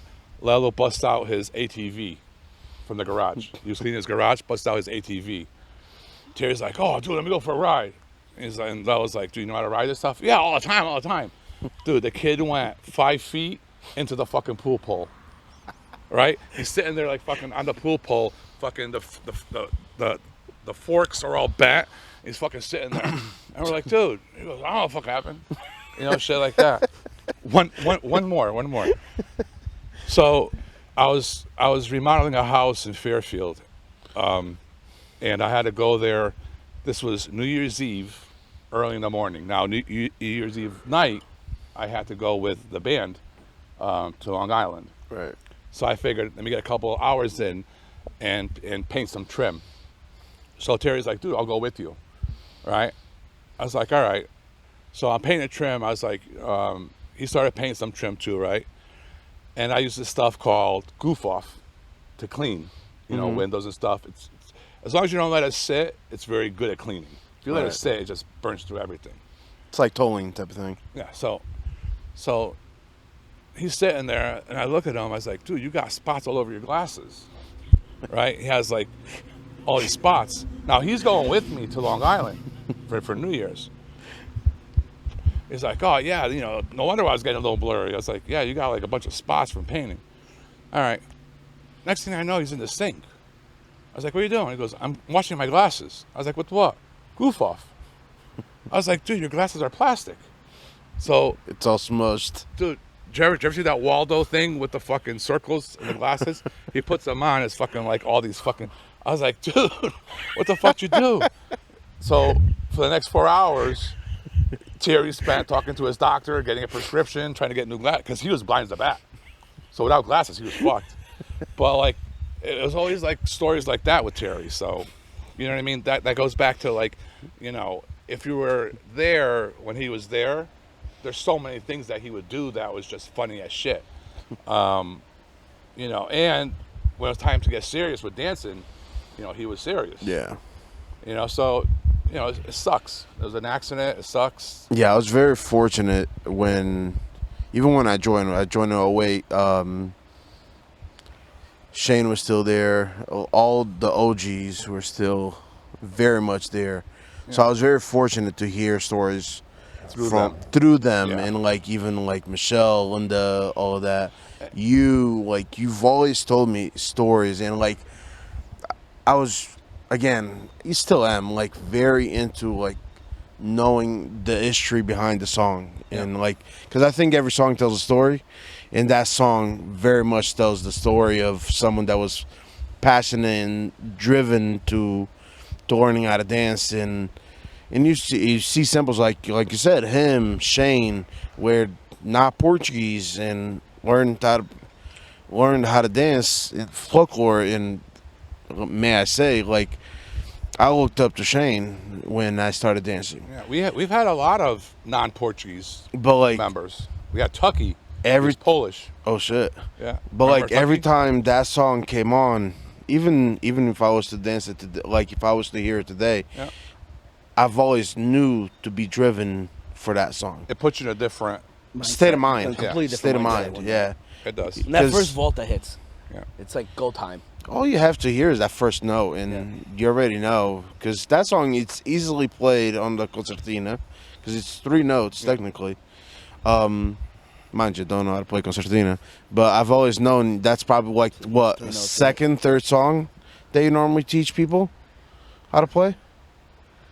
It's a little further down, but Is it? Yeah, whatever. top 10. I'll give you top 10. Yeah, top 10. There, Well, thanks. actually, that was gonna lead into my next line of questioning. Hit it, baby. Right. So obviously, you had 3 different teachers. According to the Now, realms. according to the rumor on the streets, you had 3 different teachers. You are very known now. I wouldn't even say for the rancho aspect of the folk. You are known now as like hub in like the Northeast for teaching. Right. You have people in Long Island. You have people in Hartford. You have people in Massachusetts, Vermont, Vermont. That upstate New York, you know. Ludlow. Me as being probably one of your test subjects in the beginning. Don't forget, before you give me too much praise, I was teaching when there weren't players. Yeah. So it's kind of an automatic thing. You know what I mean? Now, everybody knows how to play or knows how to teach. I don't teach. I don't have the patience. No, you don't. No. So I have one, and it's because You also have to learn how to pick up your phone to get to the students, but you don't know how to do that. do you see what I fucking do with? But that's a No. family thing. John doesn't know how to pick up on the first John, call I either. learned from John. He don't pick up his phone, and then you wait 3 days. He's like, "Dude, I called you back." That's why I shouldn't have quit that run shit, but go ahead. So obviously, as I think of it, I wouldn't say I was your first because it was me and Shane. I remember my first lesson. It was me and Shane. Yeah. But we're probably going back 15 years, A long time. right? Out of those 15 years, right? How many players do you think have gone through you so far? Oh God. A lot. I mean, Because as you talked, you have that mentality of how Eddie taught you and how you teach people Yeah. now. And I could be a fucking test that I didn't touch the right side for like 6 months. yeah, I don't. So I tell everybody off the bat, I go, listen, there's 2 things with learning the box: patience and desire, and then money to buy a box. If you can achieve those 2, you could learn how to play a box. You might not be the best in the world. You might not be the worst in the world, but you can pick up a box and correctly, accompany people and play and have a good time. As far as students, oh my God, dude. I mean, I had these 2 guys that lived in upstate New York, right? Would come down here Thursday night or so, grab a lesson, go up to Vermont, hang out for the weekend. On the way back Sunday night, stop here again, grab a lesson on the way to New York. You know what I mean? I had that. I had a grandfather and grandson duo that were from, actually I think they were from Ossining area. The kid was just unbelievable. Like he was a little guy. I even got him a custom made Portu. I haven't seen him in... Yeah. He was just, he would pick up stuff like ridiculously. And then, I mean, there was a lot of people. I mean, Ludlow filled up my Sundays. My Sundays starting at 8 a.m. till noon was people coming from Ludlow. Some would come for their own. Some would come in a group of 2 or 3. So there's a lot of people in Ludlow that have learned from me. There's at one time where I had lessons like 4 days out of 5, 4 out of 5. So days out of the week where, two, three people would come every night, different days of the week. So there's got to be. I think the last time I checked, I think there was like around 40-ish people. Probably, I just got finished teaching two more that, because I tell everybody, I was like, listen, I teach you the basics. I teach you, the rhythms. I'll teach you some songs. All the songs are kind of similar, so you get used to it. But eventually, your mind takes over. Yeah. Your ear takes over. You hear what you hear, and that's where you will always have a little bit of my style, because that's what you learned. But eventually, you're going to build your own little style, because things become natural to you. Yeah. So, and I tell all my students, listen, 9 out of 10 times you're going to get into a group of players, and if they're arrogant, they're going to tell you you're wrong. But out of those 10 players, they're all playing it different anyways. Mm-hmm. So which one of those 10s is correct? You know what I mean? Certain songs you do mesh it up a little bit, and it sounds great if everybody knows what they're doing. But there are some old school, like very old school players that will say, this song has to be this way, and you know what? Sometimes if you're by yourself, yes, you know what I mean? You can't be by yourself playing a song and your audience not understanding what song you're playing. Right. You know what I mean? If you're playing Rosinha, now mind you, there's 300 versions of Rosinha throughout the world. I get it. But the people who are listening to you should be able to know that you're playing Rosinha. So when you're by yourself, it's a little bit more different. But when you're in a group, as long as the majority are doing the bass line to the song, the other ones can screw up a little bit, not screw up, enhance a little bit. Right. And as long as you can still tell what you're playing, it's all good. Could always improvise a little bit and play to the song, even if you just play the maestro, if that person isn't correct.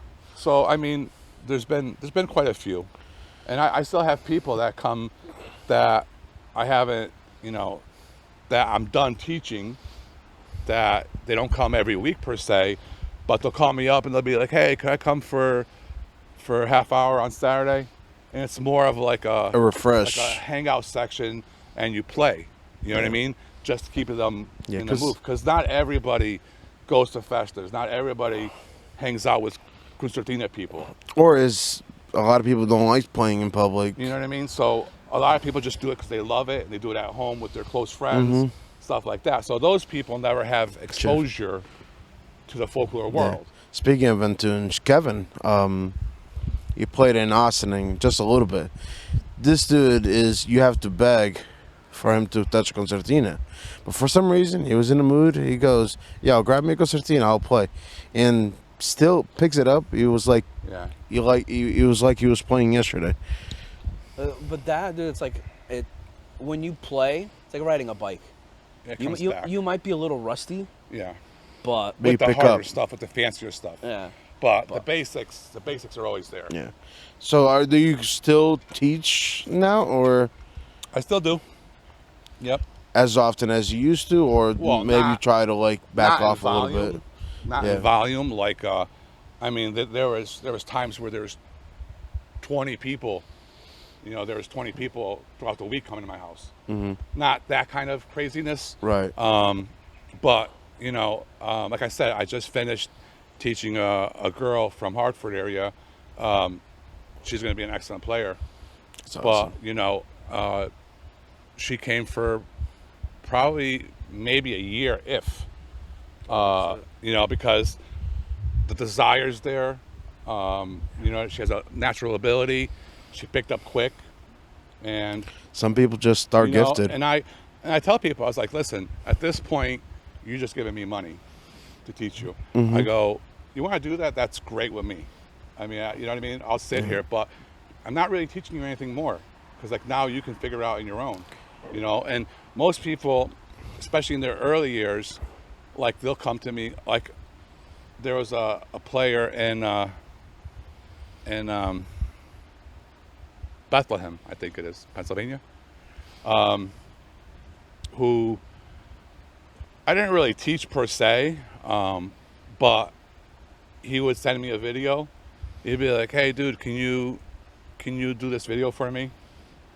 I was just sending it Whatever out. song he was trying to learn, he would send me a video, sometimes an audio, and then I would record me playing it very slow, very simply, so that he could pick it up.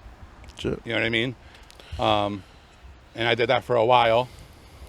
So And this is all word to mouth that you get all these yeah, people. yeah, Yeah, because you don't never really set up anything on Nope. social media. Nothing's Nothing. ever official. But like that aspect, it was when we go to parties, it was us playing, and then you see me, Marco, his brother, Melissa, and they're like, "Oh, the fucking 4 kids, who's teaching?" Yeah, And then somebody would point in your fucking direction and be like, "Oh, dude, I got a grandson yeah. that I want to learn." You know, that's how it was. It was word of Even mouth. even yesterday, you had somebody come to you. He goes, "Hey, if you hear about a tiny concertina for my grandson?" Fucking Steve's dad, Steve Santos' dad. He wants to buy another one, but he wants to buy a small one. I was like, dude, I got a circle of people I like to contact when I'm looking, when people are looking to buy a box. Yeah, but yeah, I mean, and crazy, you know, as crazy as that is, like, I never really wanted to do that. You know, I still don't. I started teaching Joey how to play. You know, obviously because he's my nephew, my cousin. Sorry, my cousin. His son, My son. You know, just because my parents, the As- favorite son. as long as he could walk, he was always with me in the rancho. Yeah. You know what I mean? I have videos of the DJ Manny that I talked about earlier, Manny Pino. Mm-hmm. Manny Pino actually got on all fours on the stage at the Waterbury Church, so this dude could put his fucking little leg on his back and do this because he was playing with the Yeah. big box. I don't know if you remember that. You probably don't. But you know what I mean? It was your parents' 25th. No, it was outside, dude. Was it outside? It was outside. It was, don't remember. it was I remember before they 'cause you're- before they built that concrete stage. Yeah. They had one on the grass. Remember? Before they bought the fucking Dodge. They had that little one on the grass. That's where the DJ set up. So he's been with me since he could walk, pretty Yeah. much. So I So- taught him how to play. Not really taught him. I mean, I kind of guided him. And then everybody was like, "Oh, you know, teach." And believe it or not, for the first couple of years, I was like, "No, I don't teach. I don't know. You know, I don't teach." And then I said yes to one person, And from there, and within 2 days, I got all these calls. shit. And I was like, crap. Nobody had boxes. Nobody had nothing. So I had to order 10 boxes from Portugal in one shot. That's how I started. Yeah. 10 kids. Damn. So now I think we're about 2 hours or so. I do have one more question before we end the segment. Obviously you have Segment, that means that there's more to you come. know what I mean. There's Well, gonna be- there there's will gonna be. have to be a part two. There's a Honestly, lot of shit there we're has missing. to be a part 2. But then again, it took you 3 years to get you here, so maybe another 6. Hopefully next time it is fucking Yeah, hot either. shit talking's going to get you a second one quick. Hey, I praised you throughout the whole podcast, so relax now. Now, I do have to praise you one more time, so you can get better next time. But obviously, you've seen a lot of people come and go, and sometimes they come back again and whatnot. Who was the hardest to lose? Well, it's right next to you. Relax. But no, it wasn't even that. I don't even think of the hardest to lose. I think as in, if you want to say it, that's cool too. But is it rewarding seeing those that have left to a different rancho or a different pattern of, like, obviously him going to Jersey, me going to Blizzard, Minho, Fabio, he's at companies, Fabio Arcos and stuff like that. Is it rewarding seeing Waterbury. us doing well at that perspective ranchos, or is it still like heartbreaking that we're no longer in Recordações Portugal? So it's a little of both. So first of all, anybody that leaves, I would never, even if I disliked you, which you would never know, I would never wish ill on anybody. Yeah. You know what I mean? I wouldn't say, "Oh, you're not going to dance for me. I hope you break your leg." I would never. You know, seeing seeing some of my members dance elsewhere, yeah, it's tough sometimes, but at the same time, it's almost like seeing your kids go off to college and continuing on their life. You've done well, right? Yeah. Like I, not me, but the group got you to a point where you can go do your thing somewhere else, and make a difference somewhere else. That's cool. It is hard sometimes, but like I said, ranchos are ups and downs, and there's no rancho out there that stays, whether it be for personality complexes, whether it be for life changes. Yeah. You know what I mean? It would be great. I mean, like I said, we've had 500-600 people go through our group. You know what I mean? In the 30 years. Can you imagine everybody's still here? Yeah. Sure. Then we really would be the best in New England. You know what I'm saying? Yeah. I mean, think about it. We could have four ranchers in the corners dancing their own thing and one in the middle. Facts. But that's just not a reality. That's just not life. Yeah. So, does it suck? It's Yeah. bittersweet. You wish that you could hold on to your group, especially when it's like on fire. That'd be the ultimate. But at the same time, it's nice to see people you've taught or people that you didn't teach but learned from you some stuff, doing their own thing, Yeah. and furthering it. And I'm sure it's people left without explanation. And obviously, I know from Joe's perspective and my perspective, we've given you the reasoning behind it. And we also could tell you in front of you, we've said it many times, 90%, to me, 100% of the time that people have left have not been because of you. It has been because of maybe drastic changes or maybe seeing something we didn't like at the time, and that gave us the reason to move elsewhere. Again, you know the reason why we left, and you're the only one that I will be sharing that with, especially on the podcast. But again, like I will continue to say everything that I've known and I've come to know and learn a lot from was from you and from what you've given me. Now, there is one anniversary that it was Anthony Moraes singing, that I sang with Anthony Moraes, and the rumor that was said that I sang a quadra to you, and I did sing a quadra to you, and you're already feeling with alcohol, maybe. You had a tear coming down your eye. Oh, Jesus Christ. Is it true or not? I don't know. But I sweat a lot. that sounds about right. So Yeah. sometimes sweat can go down my eyes and look for tears. And then it starts burning. I get it. Probably. If I was drunk, I don't remember. You know what I mean? Obviously. It's probably why I get drunk, so I don't remember things. So now we go back to that question. Who is the person that hit you the most when they left? This fucker. Yeah, just figured. And the only reason why, not where he went, not how he did it, he's my firstborn. Yeah. So, I have a room still in his house. Don't tell Maya.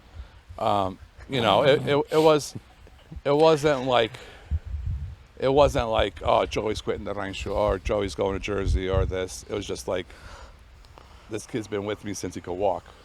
Yeah. And now he's going somewhere else. You know what I mean? Yeah. But that's what happens in life. You grow up. You grow up, you move on. And I remember, now you want to hear a funny story. I remember Mineola. We danced at Mineola. And I was feeling very, very happy at the end. Before that. And I was sitting at the bar with my friend Mario Antunes. And we were talking, and we're just talking, just bullshitting, blah, blah, blah. And he walks by in the back. And I was like, I looked at Mario, and I was like, that fucking hurts, dude. And I literally had tears. I had a tear coming down. And Mario goes, you okay? And that's when I told him, that Joey had gone to Arcos. And Mario just said, dude, just hang back. He'll come back. And then like 2 weeks later, I'm moving to Jersey, John. I was like, oh, Mario was wrong. He's not coming back. No, he may not be wrong, because we've said it time and time again that if there is a time where if at a special anniversary or if you would welcome anybody else, and I'm saying not me, I'm saying like me, Gil, Shane, Not Joey. me, but me, Gil. Hey, it's not me only, all right? Solely. But I don't know if you ever seen the videos of Carney's anniversaries. So every time Carney turns like a 5th year or like a 10th year, right? They do like generations, right? So like one generation will come out to do 2 songs. Like then they'll do another generation and they'll do 2 songs. And like Carney's been around since like Hartford, since like the Vietnam War. So they have like 4 or 5 generations worth of fucking group. And they dance all in uniforms? Yeah. Wow. Yeah, you never know. I'm just saying, if you want to make that happen, it's not obviously this is going to be the 33rd, which if you guys do end up something, we obviously will be there. But on the 35th, just give me a holla and give everybody else a holla. I really like you too, but it's fucking hot. And we're gonna have to get you on a second one because there's so much. There's we so didn't much fucking more. talk about. Joey got emotional, stopped talking for a little bit. And we gotta make sure Marco's not on it too. And he wasn't on for the first one. He can't be on for the second one. We just gotta make that clear. Nah, I'm sure there's one topic we'd like to bring up with Marco as well.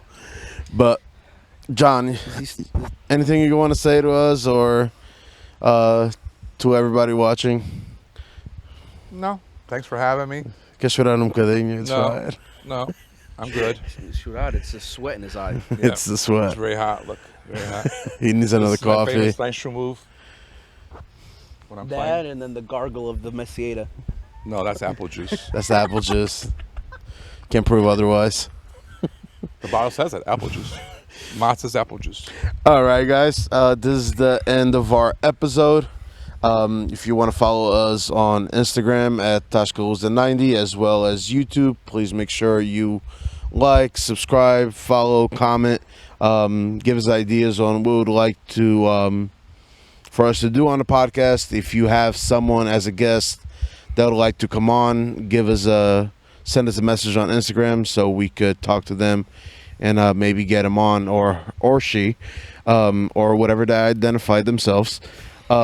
So we could go on and do a great podcast. Again, John, thank you for having us in your own home. And Anytime. if you guys Also, don't forget to check out Pama Radio. We're going to be broadcasting there on we're being broadcast there weekly. Their Instagram page is Pama Lounge Radio. Pama Lounge Radio, or if you want to look at their app on Android or Apple applications, I think it's Pama Radio. it's Pama Portuguese Media, and you'll be able to find it if you type that on the search bar. And that is it. That is it. Ciao, ciao, Bacala. Vem ouvir, vai sonhar com a Tasca Lusa a nos encantar. Descobrir as raízes a brilhar com a alma lusitana a vibrar.